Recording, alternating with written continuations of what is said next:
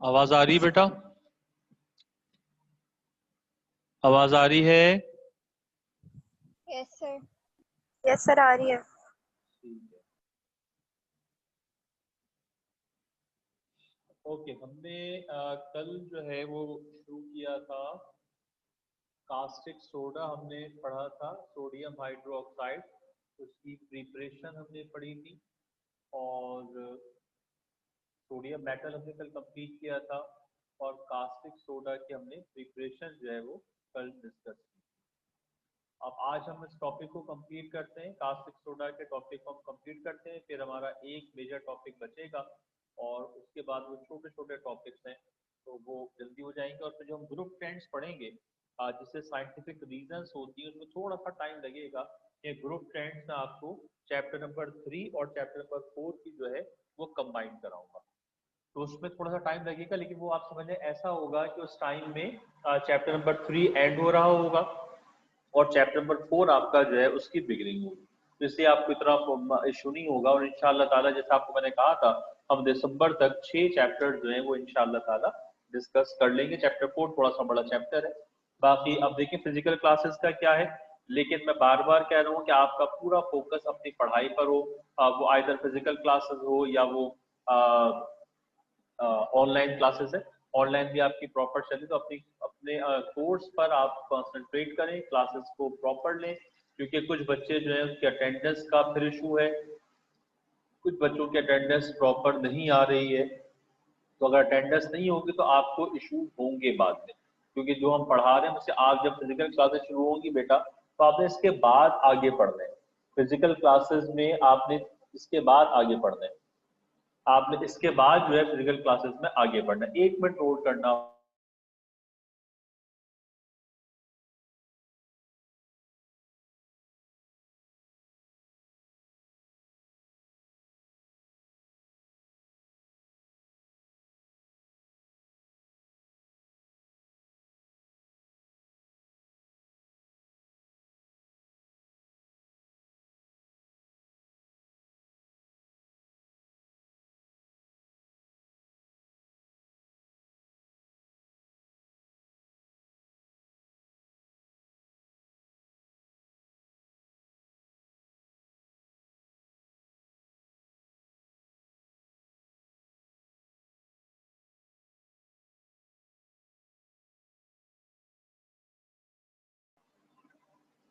Okay बेटा, तो अब हम आते हैं, शुरू करते हैं। टॉपिक हमारा ये प्रिपरेशन ऑफ कास्टिक सोडा है, ये हमने कल डिस्कस कर लिया था। आज हमें पढ़ना है एडवांटेजेस, डिसएडवांटेजेस एंड इसके साथ में क्या पढ़ना है, reactions and uses of caustic soda. ठीक है, इसके रिएक्शंस में से एक दो रिएक्शंस इनकम्प्लीट इक्वेशंस के अंदर जो है वो पूछे जाते हैं। तो हम देखते हैं बेटा कि क्या टॉपिक हमारा क्या है। देखिएगा जरा, एडवांटेजेस। ये देखिएगा जरा, एडवांटेजेस इस प्रोसेस का क्या है। एडवांटेजेस में जो पहला एडवांटेज देखिएगा, तो इन electrolytic process NaCl chlorine produced at anode may reacts with hydroxide ion and can form sodium chloride। देखिए, अगर आपको प्रोसेस जहन में हो, अगर प्रोसेस जहन में हो, तो कल आपको हमने बताया था कि कैस्टर केलर प्रोसेस का अपर पार्ट जो है उसमें इलेक्ट्रोलाइट होता है और उसमें टाइटेनियम की रॉड्स होती हैं जो कि बिहेव करती हैं एज एनोड। टाइटेनियम की रॉड एज एनोड बिहेव करती हैं और साथ में क्या होगा, इलेक्ट्रोलाइट। उस इलेक्ट्रोलाइट के अंदर हम क्या इस्तेमाल करते हैं, हम इस्तेमाल करते हैं ब्राइन। ब्राइन के माने होते हैं saturated solution of sodium chloride. Solution के माने क्या होंगे कि आप NaCl को किस में डिसॉल्व करेंगे, वाटर में। यानी अब जो अपर पोर्शन है जो बैटरी के पॉजिटिव टर्मिनल से कनेक्ट है, उसके अंदर NaCl भी है जो आयोनाइज हो जाएगा Na पॉजिटिव में और Cl नेगेटिव में। और इसके साथ साथ उसके अंदर क्या मौजूद है, उसके अंदर जो है वो मौजूद क्या, हाइड्रो वाटर जो H पॉजिटिव और किसमें हो जाएगा, OH नेगेटिव में। तो जब वहां पर क्लोरीन की फॉर्मेशन होती है, जब वहां पर क्लोरीन की फॉर्मेशन होती है, तो ये क्लोरीन जो है वो हाइड्रो ऑक्साइड NOH आयन के साथ कंबाइंड होकर और क्या फॉर्म कर लेगा, sodium chlorate NaCl and H2O। तो वहां पर क्या होगा पहले बेटा, कि जो सोडियम आयन, अब जरा गौर से इस पॉइंट को समझिएगा कि जो सोडियम आयन बनेगा, सोडियम आयोनाइज हो जाएगा Na पॉजिटिव में और Cl नेगेटिव में, वो Na पॉजिटिव वाटर के साथ कंबाइंड होकर क्या फॉर्म कर लेगा, NaOH, सोडियम हाइड्रोक्साइड। जब क्लोरीन की फॉर्मेशन होगी तो क्लोरीन और सोडियम हाइड्रोक्साइड के साथ कंबाइंड होकर क्या बना लेगा, NaClO3, NaCl और H2O। और इस तरह बहुत सारी जो क्लोरीन जो हमें फ्री स्टेट में मिलनी है, वो क्लोरीन जो है वो सोडियम क्लोराइड की शक्ल में जो है वो कन्वर्ट हो जाएगी। और इस वजह से जो है वो जो ये वाला प्रोसेस है, ये जो प्रोसेस है इसमें क्या होगा कि क्लोरीन जो है वो सोडियम क्लोराइड की शक्ल में यहाँ से सेपरेट हो जाएगी। और इससे होगा क्या कि जो OH आयन है वो OH आयन क्लोरीन के साथ मिक्स हो जाएंगे और हम वहां पर जो है वो सोडियम आयन आसानी के साथ हम ऑब्टेन कर सकते हैं कि वहां पर OH नेगेटिव आयंस भी हैं। और OH नेगेटिव आयंस जो हैं, OH नेगेटिव आयंस जो है वहां प्रोड्यूस होंगे वाटर की वजह से। तो वो जो OH नेगेटिव आयंस हैं वो हाइड्रोक्साइड और क्लोरीन की शक्ल में कन्वर्ट हो जाएंगे सोडियम क्लोराइड में, और हमें वहां पर जो है इस वजह से हमें इलेक्ट्रिसिटी ज्यादा प्रोवाइड करनी पड़ती है ताकि सोडियम आयंस आसानी से सेपरेट हो सके। वरना क्या होगा कि जो OH नेगेटिव आयन बनेंगे वो OH नेगेटिव आयन जो है वो OH नेगेटिव आयन सोडियम के साथ कंबाइंड हो जाएंगे और सोडियम से कंबाइंड होकर सोडियम का जो अमाउंट है वो कम हो जाएगा। ठीक है ना।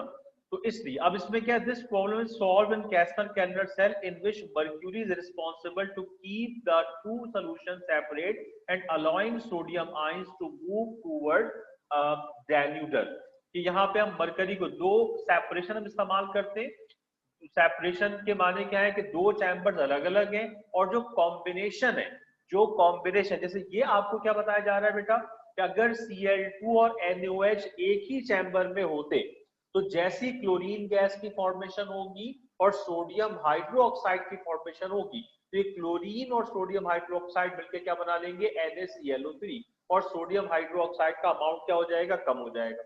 दादा इस प्रॉब्लम के सलूशन के लिए कैस्टर-कैलर सेल के अंदर दो अलग अलग चैम्बर्स बनाए गए।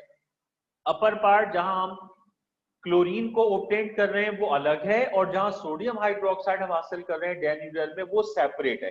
ये दोनों पॉजिटिव नेगेटिव आयन आपस में कंबाइन नहीं हो रहे बल्कि ये सेपरेटली अलग अलग चैम्बर में ऑब्टेन हो रहे हैं। और ये इसका एडवांटेज है कैस्टर-कैलर प्रोसेस का कि सोडियम हाइड्रोक्साइड और ये दो प्रोडक्ट्स है बेटा, क्लोरीन और सोडियम हाइड्रोक्साइड, ये दो प्रोडक्ट्स हैं जो हम इस इलेक्ट्रोलाइटिक सेल में ऑब्टेन कर रहे हैं। अगर इलेक्ट्रोलाइटिक सेल का एक ही चैम्बर होता तो उसी जगह क्लोरीन गैस ही बनती, उसी जगह सोडियम हाइड्रोक्साइड भी फॉर्म होता, और अगर ये फॉर्म होते तो क्लोरीन और सोडियम हाइड्रोक्साइड मिलकर क्या बना लेते, NaClO3। लिहाजा अब ये सोडियम हाइड्रोक्साइड और क्लोरीन जो दो अलग अलग जगहों पे बन रहे हैं ये मिक्स होकर अगर ये बना लेंगे तो हमारे पास सोडियम हाइड्रोक्साइड का अमाउंट कम हो जाएगा। इसलिए इस रिएक्शन को बचाने के लिए, इस रिएक्शन को बचाने के लिए हम क्लोरीन और सोडियम हाइड्रोक्साइड दोनों कैस्टर-कैलर प्रोसेस में अलग अलग चैम्बर में ऑब्टेन करते हैं। सेकेंड एडवांटेज है sodium hydroxide obtained by this method is highly purified या हाई प्योरिटी, कि जो इस मेथड से हम सोडियम हाइड्रोक्साइड obtain करते हैं उसकी प्योरिटी बहुत ज्यादा होती है। ये इसका एडवांटेज है। अगर NaOH और Cl2 एक ही चैम्बर, क्योंकि अगला जो डिसएडवांटेज आएगा ना उसमें भी आपको इस तरह की प्रॉब्लम होगी, उसको जरा समझिएगा। अगर हम एक ही चैम्बर इस्तेमाल करते तो उसी चैम्बर में एक एंड पर एनोड होता, एक एंड पर कैथोड होता। तो जब एनोड और कैथोड साथ होते और वहां प्रोडक्ट जब बन जाता Cl2 और NaOH तो ये आपस में कंबाइंड होकर सोडियम क्लोराइड बनाते जो कि एक वेस्ट होता। कि हम प्रोडक्ट NaOH ऑब्टेन करना चाह रहे हैं, हासिल क्या कर रहे हैं, NaClO3। तो कैस्टर-कैलर सेल का एडवांटेज ये है कि दोनों प्रोडक्ट्स जो हैं वो अलग अलग चैम्बर में आ रहे हैं। As well as sodium hydroxide जो है वो हाईली प्योर सोडियम हाइड्रोक्साइड हम इस प्रोसेस के जरिए ऑब्टेन करते हैं। इसके बाद हम आते हैं डिसएडवांटेजेस पर। अब जरा देखिएगा डिसएडवांटेजेस है, in spite of strict some mercury vapors escape from the factory and cause contamination of sea water resulting pollution of food chain. This process consume large quantity of electricity. इस process में हमें एक बहुत ज्यादा जो है electricity जो है हमें बहुत ज्यादा अमाउंट में चाहिए। लिहाजा जिन कंट्रीज में इलेक्ट्रिकल एक्सपेंसेस ज्यादा होते हैं, इलेक्ट्रिसिटी एक्सपेंसिव होती है, चीपेस्ट रेट पर अवेलेबल नहीं होती, वहां पर जो प्रोसेस है ये प्रोसेस हम यूज नहीं कर सकते। लेकिन जो सबसे बड़ा इसका डिसएडवांटेज है, जो सबसे बड़ा इसका डिसएडवांटेज है कि कल आपको मैंने ये बात मेंशन की थी कि जब हम डेन्यूडर में रिएक्शन होता है तो डेन्यूडर में सोडियम अमलगम आता है, ये अमलगम रिएक्ट कर जाता है वाटर के साथ, सोडियम हाइड्रोक्साइड बन जाता है और मर्क्यूरी सेपरेट हो जाती है। इस मर्क्यूरी को हम रिसाइकिल कर देते हैं, जिसके अंदर दोबारा से सेल में इस मर्क्यूरी को रिसाइकिल कर दिया जाता है। लेकिन होता क्या है कि आप देखें डेन्यूडर का स्ट्रक्चर अगर जहन में हो तो उसमें पानी है, जब वो पानी खत्म हो जाता है रिएक्शन के बाद, जो आखिर में थोड़ा सा पानी बचता है, उस पानी को as a waste water drain कर दिया जाता है। अब बहुत ज्यादा कोशिशों के बावजूद, बहुत ज्यादा स्ट्रिक्टली कॉशन के बावजूद, बहुत सारे मर्क्यूरी के जो पार्टिकल्स हैं वो उस ड्रेन्ड वाटर के अंदर मौजूद होते हैं। ये पानी जब नदी नालों से होता हुआ दरिया और समंदर में जाता है तो उसके साथ मर्क्यूरी मौजूद होती है, और ये फूड चेन यानी कि ये वाटर पॉल्यूशन का बायस बनता है। कि अब जब आप वो मर्क्यूरी एक पॉइजनस मेटल है, वो मर्क्यूरी जो है पानी से होती हुई चली गई, वहां पर एक्वाटिक एनिमल्स हैं, एक्वाटिक एनिमल्स उसको इनहेल कर लेते हैं, लाइक फिश, फिश के अंदर वो मर्क्यूरी मौजूद है। अब वो मर्क्यूरी जो फिश में मौजूद है वो पहुंच जाती इंसानों तक। इंसान जब उस मर्क्यूरी वाले फिश को खाता है तो उसको मुख्तलिफ किस्म की डिजीज का सामना करना पड़ता है। इस तरह ये कहलाता है वाटर पॉल्यूशन। और एक फूड चेन जो है, जो एक्वेटिक एनिमल्स है जिसको हम खाते हैं, यूज करते हैं, उसके अंदर जो है उसमें क्या होगा कि उसके अंदर ये मर्क्यूरी मौजूद, और ये एक बहुत ज्यादा पॉइजनस मैटर है। लिहाजा इस प्रॉब्लम से बचने के लिए हमने फिर कैस्नर कैलनर सेल पर, जो इंटरनेशनल बोर्ड है उसने कैस्नर कैलनर सेल पर पाबंदी लगा दी, और अब हम जो हैं वो कैस्नर कैलनर सेल के बजाय हम इस्तेमाल करते हैं गिब्स डायाफ्राम मेथड। अब इस्तेमाल करते हैं जो गिब्स डायाफ्राम मेथड है, इसके अंदर भी सेल के अंदर चैम्बर होगा और उस चैम्बर के अंदर जो है डायाफ्राम लगा हुआ होता है, ताकि Cl2 और सोडियम हाइड्रोक्साइड ये अलग अलग चैम्बर में हम हासिल कर सकें, और इसके साथ साथ ताकि इनके अंदर रिएक्शन ना हो, और इसके साथ साथ ये अलग अलग चैम्बर्स में आ जाते हैं, और इसके साथ साथ गिब्स डायाफ्राम मेथड में हम मर्क्यूरी इस्तेमाल नहीं करते। तो recently nowadays we use Gibbs diaphragm method for the preparation of sodium hydroxide, for the preparation of sodium hydroxide और कास्टिक सोडा। लेकिन जो है एक्चुअली आपके कोर्स में गिब्स डायाफ्राम मेथड नहीं है, और उसकी वजह कि आप जो शुरू में मेथड था जिसके जरिए हम सोडियम हाइड्रोक्साइड बहुत ज्यादा यूज करते रहे, वो बेसिकली कैस्नर कैलनर प्रोसेस है, और इस प्रोसेस से हम सोडियम भी हासिल करते हैं। लिहाजा इस वजह से आपके कोर्स में जो है वो गिब्स डायाफ्राम मेथड के बजाय कैस्नर कैलनर प्रोसेस जो है वो आपके कोर्स में गिवन, और यही आपने पढ़ना है। इसी में से जो है वो चीजें एग्जाम में पूछी जाती हैं। इसके एडवांटेजेस और डिसएडवांटेजेस जो हैं वो भी पेपर में आते हैं। एडवांटेजेस और डिसएडवांटेजेस जो हैं वो भी पेपर के अंदर जो है पूछे जाते हैं। लिहाजा इस तरीके से ये इसका एडवांटेज और डिसएडवांटेजेस है। इसमें सोडियम हाइड्रोक्साइड प्योरेस्ट फॉर्म में ऑब्टेन करते हैं, लेकिन इलेक्ट्रिकल एक्सपेंसेस के बहुत ज्यादा है। अब आते हैं इसके कुछ रिएक्शंस हैं बेटा, केमिकल रिएक्शंस। पहले बात Cl2, ये इंपॉर्टेंट रिएक्शंस हैं जो एग्जाम में पूछे जाते हैं, और इंटरेस्टिंग बात ये है कि ये आपको 10th ईयर के अंदर ये रिएक्शंस मिल जाएंगे, लेकिन इंटरेस्टिंग ये कि ये आपको बुक में मौजूद नहीं है। लिहाजा इसको जरा ध्यान में रखिएगा। कुछ चीजें, कुछ इक्वेशंस ऐसी हैं कि जो थोड़ा सा एक लाइन भी अगर बुक में मौजूद है तो वो पूरा क्वेश्चन बन के पेपर में आ जाता है। इस लिहाज से हमें तमाम चीजें देखनी पड़ती हैं, और आप उसी लिहाज से प्रिपरेशन कीजिएगा। 10th ईयर कंसर्न करना शुरू करें 10th ईयर सेंटर में आ गए हैं, लिहाजा आप लोग 10th ईयर के लिए सेंटर आए, सेंटर से लें, ताकि जो चैप्टर्स आप पढ़ रहे हैं आपको इस बात का अंदाजा हो जाना चाहिए कि इन चैप्टर्स में से कितने क्वेश्चन जो हैं वो आपके पेपर में आ सकते हैं, कितने क्वेश्चंस आते हैं और किस तरह का क्वेश्चन बन रहा है। लिहाजा क्लोरीन के साथ जब इसका रिएक्शन होता है तो क्लोरीन के साथ जो रिएक्शन है वो देखिए क्या होगा कि sodium hydroxide plus 3Cl2 NaCl NaClO3 and H2O, जो भी आपको बताया था हमने, ये रिएक्शन एक्चुअली इसके एडवांटेजेस हमने पढ़ा हुआ है। और फिर ये OH minus Cl2 Cl plus ClO3 minus और H3 आयनिक फॉर्म में है कि सिर्फ OH के साथ Cl2 जो है वो इस तरह से रिएक्ट करती है, सिर्फ OH के साथ Cl2 इस तरह से रिएक्ट कर जाती है। लिहाजा एक्चुअली ये वाली इक्वेशन जो है सोडियम क्लोराइड वाली, सोडियम क्लोराइड है NaClO3 sodium NaOH Cl2 NaCl NaClO3 और H2O। ये NaClO3 जो है ये सोडियम क्लोरेट कहलाता है बेटा, जैसे KClO3 होता है, ये NaClO3 सोडियम क्लोरेट।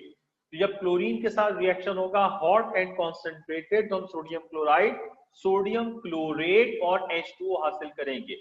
ये बात मैंने आपको पहले भी समझाई थी बेटा कि अब चैप्टर 3, फिर chapter number 4, then chapter number 5 और इसके बाद ऑर्गेनिक केमिस्ट्री, इन सब में बहुत सारी इक्वेशंस अब आएंगी। लिहाजा इक्वेशंस को आपने याद करना है, इक्वेशंस को आपने याद करना है। अगर आप इक्वेशंस को इस तरह से रिएक्शन करवा के आप कोशिश करेंगे, आप खुद रिएक्ट करवा के कर लें, तो आपके लिए, आपको इसके लिए बहुत ज्यादा टाइम देना होगा। और उसके बाद उसके लिए आपको वैलेंसी क्या है, ऑक्सीडेशन नंबर क्या है, किन सर्कमस्टेंसेस में कैसे रिएक्शन होता है, ये बहुत सारे इश्यूज हैं, बहुत सारे इश्यूज हैं।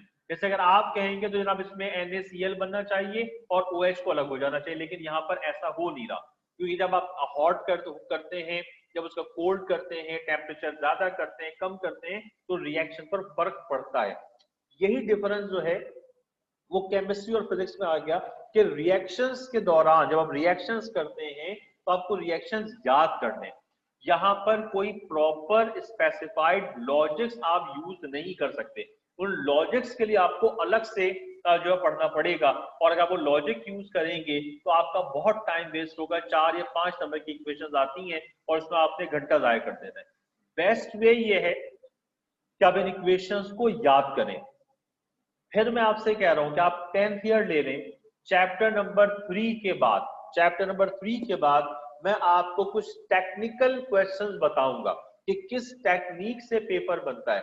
अगर तुमने उन टेक्निक्स को समझ लिया, अगर तुमने उन टेक्निक्स को फॉलो कर लिया, तो फिर आपको केमिस्ट्री का पेपर सॉल्व करना बहुत बहुत आसान हो जाएगा। आई एम श्योर ये बहुत आसान हो जाएगा। लेकिन क्योंकि केमिस्ट्री पढ़ना और पढ़ाना दोनों मुश्किल है, लेकिन जो पेपर, जिस तरह टेक्निकल पेपर बनता है और जो पेपर का क्राइटेरिया, अगर वो तुम्हारी समझ में आ गया तो फिर तुम्हें पेपर सॉल्व करना बहुत आसान है और मैक्सिमम मार्क्स आ सकते हैं।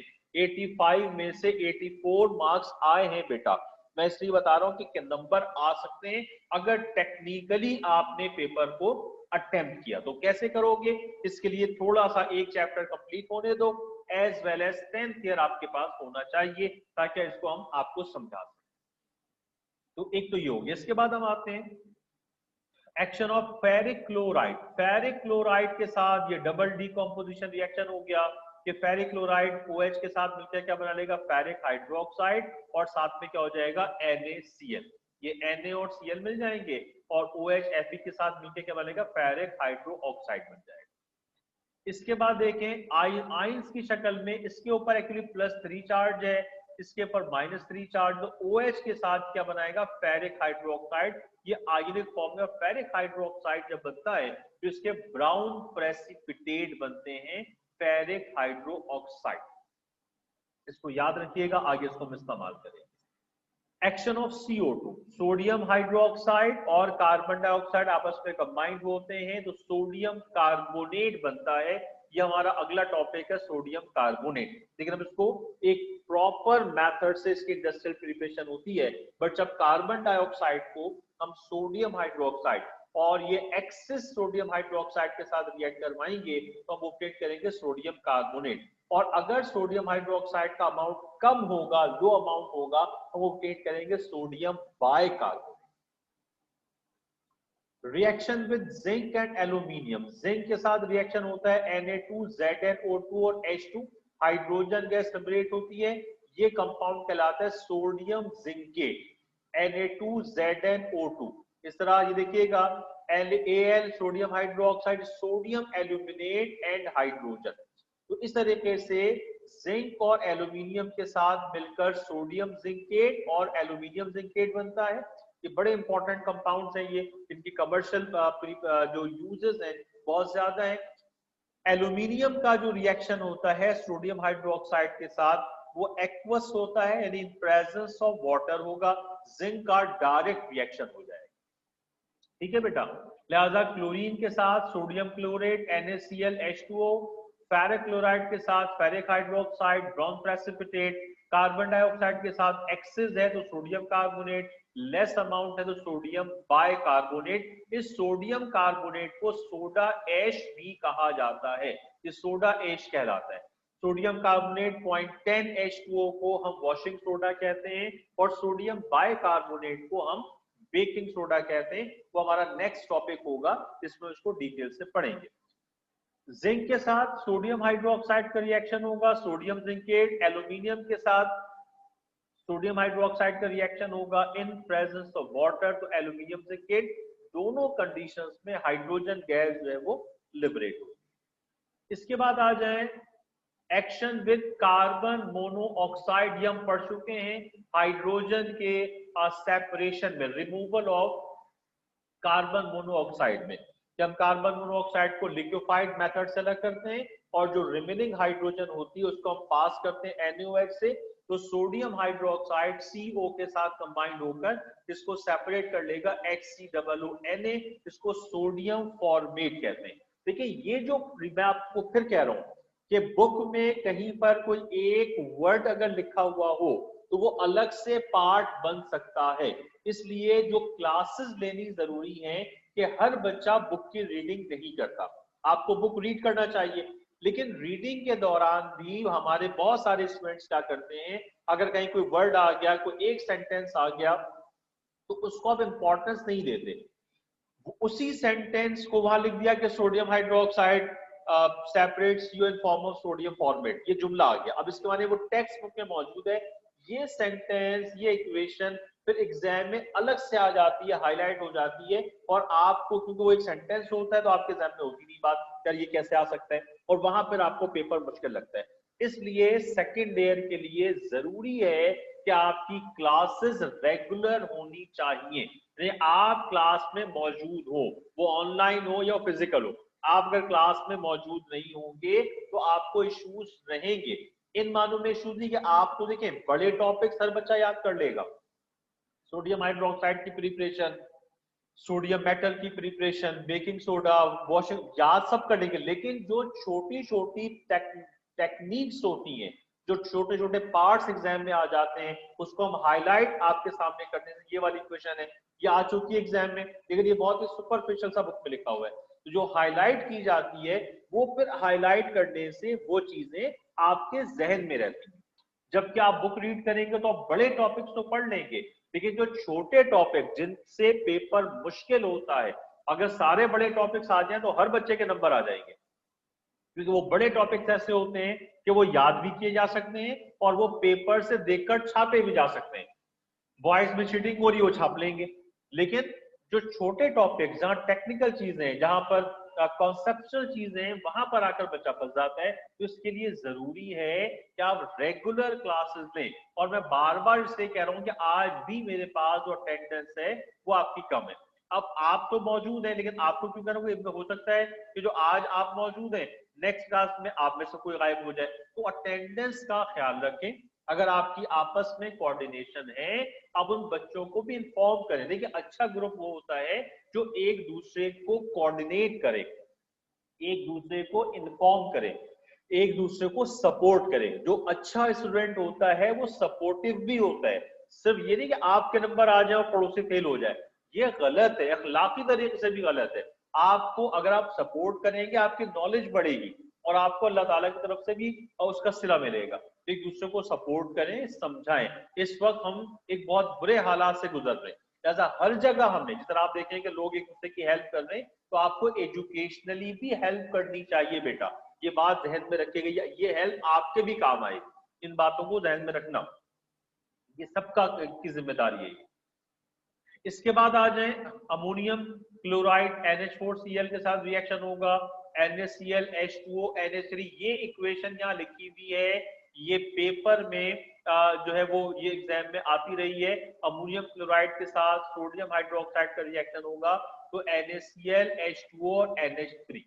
इसके अंदर फिर ये जो है अमोनियम क्लोराइड जब रिएक्ट करेगा तो NaCl H2O और अमोनिया ऑब्टेन करते हैं, और अमोनिया समटाइम्स एक्सिस है, तो अमोनिया H2O के साथ मिलकर फॉर्म कर लेती है ammonium hydroxide. Reaction with acid, acid क्योंकि सोडियम हाइड्रोक्साइड एक्चुअली बेस है, तो सोडियम हाइड्रोक्साइड सल्फ्यूरिक एसिड के साथ कंबाइंड होकर क्या फॉर्म करेगा, salt and water. Nitric acid के साथ सॉल्ट एंड वाटर, और ये प्रोसेस क्या हो जाएगा, न्यूट्रलाइजेशन। एसिडिक एसिड, ये एक वीक एसिड, यहाँ CH3 है बेटा, ये जिस तरह 3 लिखा हुआ है यहाँ पर 3 आएगा, ध्यान रखिएगा। ये एसिडिक एसिड है, CH3 COOH, तो ये बच जाएगा सोडियम एसीटेट एंड वाटर, ये भी न्यूट्रलाइजेशन है। और इस न्यूट्रलाइजेशन में CH3 COOH Na हम ऑब्टेन कर रहे हैं, ठीक है, सोडियम एसीटेट, और ये न्यूट्रलाइजेशन का ये प्रोसेस हो जाएगा। ये सेम प्रोसेस है, CH3 COOH CH3 COONA, NaCl sodium acetate कहलाता है, और water. Reaction with aluminium hydroxide, aluminium hydroxide के साथ जब सोडियम हाइड्रोक्साइड का रिएक्शन होगा, हम ऑब्टेन करेंगे सोडियम एल्यूमिनेट एंड वाटर, ठीक है बेटा। इसके बाद हम आते हैं, ये बड़ा इंपॉर्टेंट रिएक्शन है, ये बड़ा इंपॉर्टेंट रिएक्शन है, इसमें से रीजन एग्जाम में आती है। अब जरा इसको पहले मैं आपको इक्वेशन बता दूं बेटा, ये जरा इंपॉर्टेंट इक्वेशन अब जरा देखो। Action with zinc hydro oxide, ये बड़ा इंपॉर्टेंट रिएक्शन है, इसको ध्यान में रखिएगा। Zinc hydro oxide is amphoteric and it can react with access sodium hydro oxide forming complex ion which then change into soluble sodium zinc oxide, hence precipitate of zinc hydroxide are dissolved। ये पूरी reason का answer अगर आप 5 year में देखें तो कई दफा ये रीजन पूछा गया है कि सोडियम हाइड्रोक्साइड या zinc precipitate of zinc hydroxide is soluble in excess sodium hydroxide. जो जिंक हाइड्रोक्साइड के प्रेसिपिटेट हैं वो एक्सेस सोडियम हाइड्रोक्साइड में सॉल्युबल। अब जरा यहाँ 2-3 बातें बड़ी, ये रीजन है, कई दफा इम्तिहान में आ चुकी है रीजन, लिहाजा अब आप देखिएगा। अच्छा, अब आपके पास कोई इंपॉर्टेंट तो है नहीं कि पिछले साल आ गई इस साल नहीं आएगी, अब ये चीजें आपकी सारी चीजें इंपॉर्टेंट है। अब जरा सुनना बेटा, पहली बात, प्रेसिपिटेट हम किसे कहते हैं, प्रेसिपिटेट हम किसे कहते हैं, गौर से मेरी बात सुनिएगा बेटा, ये हम आगे बहुत इस्तेमाल करेंगे। अगर दो लिक्विड्स आपस में कंबाइंड हो, अगर दो लिक्विड्स आपस में कंबाइंड हो और उनके कॉम्बिनेशन से आप एक सॉलिड पार्टिकल ऑब्टेन कर लें, तो उस सॉलिड पार्टिकल को हम कहेंगे प्रेसिपिटेट। दो लिक्विड्स मिले और उनके मिलने से आप एक सॉलिड पार्टिकल ऑब्टेन कर लें, तो उसे हम कहेंगे प्रेसिपिटेट। प्रेसिपिटेट का सबसे बड़ा फायदा क्या होगा कि आप जब रिएक्शन करवा रहे हैं, जैसे आप टाइट्रेशन का प्रैक्टिकल कराते हैं, आपने एसिड बेस मिलाया, तो आपको कैसे पता चलेगा कि रिएक्शन कंप्लीट हो गया? उस रिएक्शन को कंप्लीट करने के लिए आप उसमें मिलाते हैं इंडिकेटर। जैसी इंडिकेटर आप कंबाइन करेंगे, इंडिकेटर आप मिलाएंगे, जब इंडिकेटर आप डालेंगे तो पिंक कलर आ गया। पिंक कलर इंडिकेट कर रहा है कि रिएक्शन हैज बीन कंप्लीटेड। लेकिन जो रिएक्शन विदाउट इंडिकेटर हो रहे, वहां कैसे पता चलेगा? आप प्रैक्टिकल्स करें, आपको कैसे अंदाजा होगा कि भाई ये रिएक्शन हुआ कि नहीं हुआ? लिहाजा मेजॉरिटी ऑफ रिएक्शन में क्या करते हैं कि ऐसे रिएक्शंस होते हैं कि रिएक्शंस के बाद वहां बन जाते हैं प्रेसिपिटेट। प्रेसिपिटेट सॉलिड पार्टिकल्स, जैसी प्रेसिपिटेट बनेंगे आपको पता चल जाएगा कि रिएक्शन कंप्लीट हो गया। यानी कि जहां प्रेसिपिटेट बन रहे हैं गौर से मेरी बात सुनना, जहां प्रेसिपिटेट बन रहे हैं उसके माने ये है कि वहां पर रिएक्शन जो है वो कंप्लीट हो चुका है, मजीद रिएक्शन नहीं होगा। फिर प्रेसिपिटेट अलग अलग कलर्स के भी होते हैं, वाइट भी होते हैं, और हमें अंदाजा होता है, कलर से हमें अंदाजा हो जाएगा कि इस प्रेसिपिटेट में कौन सा कैटाइन मौजूद है, या प्रैक्टिकल्स करेंगे। तो प्रेसिपिटेट के माने क्या है कि which shows the end point of the reaction by forming solid particles, के दो लिक्विड्स मिलेंगे, सॉलिड पार्टिकल्स बन जाएगा। सॉलिड पार्टिकल्स की वजह से आपको रिएक्शन के एंड पॉइंट का पता चल जाएगा, यानी रिएक्शन हो गया। जब रिएक्शन कंप्लीट हो गया तो फर्दर रिएक्शन नहीं होगा। तो जब हम सोडियम हाइड्रोक्साइड को जिंक हाइड्रोक्साइड के साथ रिएक्ट करवाते हैं, तो हम ऑब्टेन कर लेते हैं सोडियम हाइड्रोक्साइड को हम जिंक के साथ रिएक्ट करवाते हैं। जब सोडियम हाइड्रोक्साइड को हम जिंक के साथ रिएक्ट करवाते हैं, हम ऑब्टेन कर लेते हैं जिंक हाइड्रोक्साइड। जब सोडियम हाइड्रोक्साइड को हम जिंक के साथ रिएक्ट करवाते हैं, हम ऑब्टेन क्या कर लेते हैं, जिंक हाइड्रोक्साइड, और जिंक हाइड्रोक्साइड के बन जाते हैं व्हाइट प्रेसिपिटेट। जिंक हाइड्रोक्साइड के बन जाते हैं व्हाइट प्रेसिपिटेट। सोडियम हाइड्रोक्साइड को जिंक के साथ कंबाइन कराओगे तो हम क्या ऑब्टेन कर लेंगे, जिंक हाइड्रोक्साइड, और उसके क्या बन जाएंगे, व्हाइट प्रेसिपिटेट जो है वो बन जाते हैं। ठीक है।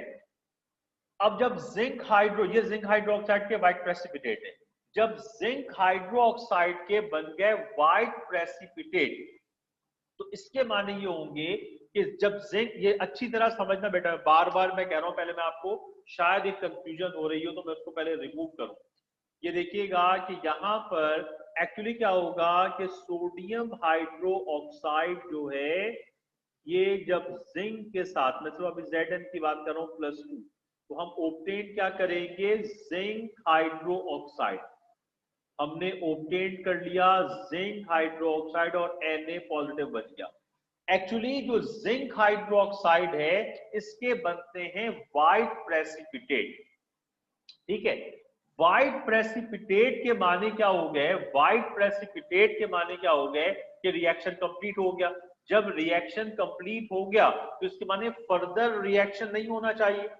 रिएक्शन कंप्लीट होने के माने क्या है कि फर्दर रिएक्शन नहीं होना चाहिए, और यही सवाल है कि फर्दर रिएक्शन तो नहीं होना चाहिए, लेकिन जिंक हाइड्रोक्साइड एक्सिस NaOH के साथ रिएक्ट कर जाता है। जबकि होना क्या चाहिए कि जब जिंक हाइड्रोक्साइड की फॉर्मेशन हो गई तो मजीद रिएक्शन नहीं होना चाहिए। यही आपकी रीजन है कि why zinc hydroxide is react with axis sodium hydroxide. अब उसकी वजह क्या है कि जिंक हाइड्रोक्साइड के व्हाइट पीपीटी बन गई और जिंक हाइड्रोक्साइड रिएक्शन कंप्लीट हो गया, लेकिन जो जिंक हाइड्रोक्साइड है वो बाय नेचर होता है एम्फोटेरिक। एम्फोटेरिक के माने क्या होंगे, कि ऐसा कंपाउंड जो एसिडिक भी होगा और बेसिक भी होगा। लिहाजा अगर वो एसिड के साथ कंबाइंड होगा तो उसकी बिहेवियर बेसिक होगी, अगर वो बेस के साथ कंबाइंड होगा तो उसका बिहेवियर हो जाएगा एसिडिक। लिहाजा जिंक हाइड्रोक्साइड एम्फोटेरिक है। जब इसमें मजीद NaOH डालते हैं तो अब जिंक हाइड्रोक्साइड क्या बन जाएगा, एसिड, और सोडियम हाइड्रोक्साइड बन जाएगा बेस। और ये एसिड और बेस जब मिलेंगे तो मिलकर बनाएंगे जिंक OH-2 प्लस Na, और ये इनके साथ कंबाइंड होकर सोडियम जिंकेट और H। और जब ये दोबारा रिएक्ट करेगा तो क्योंकि रिएक्शन दोबारा शुरू हो गया इसलिए इसके व्हाइट प्रेसिपिटेट डिसॉल्व हो जाते हैं। इस वजह से जिंक हाइड्रोक्साइड जो है, इस वजह से जिंक हाइड्रोक्साइड जो है वो उसके व्हाइट प्रेसिपिटेट सॉल्युबल होंगे इसमें, एक्सिस सोडियम हाइड्रोक्साइड में, क्योंकि जिंक हाइड्रोक्साइड जो है वो एम्फोटेरिक। ठीक है बेटा। इसके यूजेस देख लें भाई। सोडियम हाइड्रोक्साइड के जो यूजेस हैं, इसको हम सोप इंडस्ट्री में इस्तेमाल करते हैं, मैक्स आपके घरों में इस्तेमाल होता है, वो सोडियम हाइड्रोक्साइड उसमें भी इस्तेमाल करेंगे। पेपर और टेक्सटाइल इंडस्ट्री में है, पेट्रोलियम की रिफाइनिंग में, रबर इंडस्ट्रीज में एज अ लेबोरेटरी रिएजेंट, और in use cotton and rayon industries, cotton और रेयन इंडस्ट्रीज में भी इस्तेमाल होता है सोडियम हाइड्रोक्साइड। ये आप देख सकते हैं, ये आप देख सकते हैं सोडियम हाइड्रो ऑक्साइड की एप्लीकेशन। जरा यहाँ देखें, कास्ट से एक तो आपके घर में जो मैक्स आता है, जो सोप की शक्ल में है या लिक्विड की शक्ल में है या वो क्रीम की शक्ल में है, उन तमाम के अंदर सोडियम हाइड्रोक्साइड जो कि एज अ क्लीनिंग एजेंट के इस्तेमाल में आता है। ये एक पाई चार्ट कहते हैं बेटा इसको, ये पाई चार्ट बना हुआ है कास्टिक सोडा का। और इसके ये पाई चार्ट में कलर्स हैं, ये कलर्स हमें यहाँ पर नजर आ रहे हैं और आपको इन कलर्स की परसेंटेज यहाँ दिख रही है। इससे आपको अंदाजा हो रहा है कि कहाँ कहाँ इस्तेमाल। जैसे ब्लू कलर है pulp and paper, paper industry में और पल्प इंडस्ट्री में 16% इसका यूज है। एलुमिना के अंदर, एलुमिना की जब एल्यूमिनियम की एक्सट्रैक्शन करते हैं, मेटलर्जी करते हैं, तो एलुमिना की प्रिपरेशन में हम इसको 17% यूज करते हैं। ठीक है जी। ऑर्गेनिक में, केमिस्ट्री में 17%, इनऑर्गेनिक सोडियम सिलिकेट के अंदर 17%, इनऑर्गेनिक के अंदर क्या हो रहा है बेटा 10%। ठीक है। इसके बाद आप आ जाएं सोप एंड डिटर्जेंट टेक्सटाइल के अंदर क्या हो रहा है 7%, वाटर ट्रीटमेंट में 9.5%, हाइपो फॉर्मेशन के अंदर जो है ये बहुत कम अमाउंट में 1 या 2 3 4% होंगे। फूड के अंदर भी बहुत कम अमाउंट में इस्तेमाल में आता है एज अ बेकिंग, फूड के अंदर बहुत कम अमाउंट में, और अदर्स के अंदर जो है वो क्या है 16.5%। इस तरह ये आपके पास एक पाई चार्ट है जो शो करता है कास्टिक सोडा की इंपॉर्टेंस को। और आप देख सकते हैं कि ये सारे एल्यूमिनियम, एल्यूमिना जो है ये प्रिपरेशन है एल्यूमिनियम की। हम जब एल्यूमिनियम जो मेटल हम ऑब्टेन करते हैं प्योरेस्ट फॉर्म में, उस मेटलर्जी के लिए हमें सोडियम हाइड्रोक्साइड की जरूरत पेश आती है, जिसके हम डिटेल पढ़ेंगे चैप्टर नंबर 4 में।